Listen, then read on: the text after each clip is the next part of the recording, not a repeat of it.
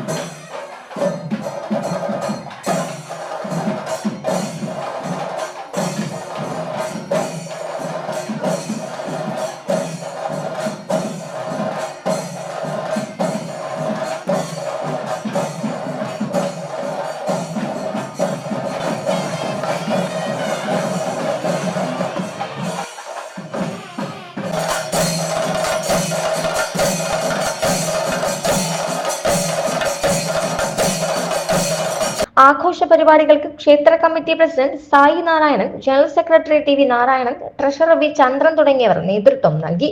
ACV news, Kozhikode.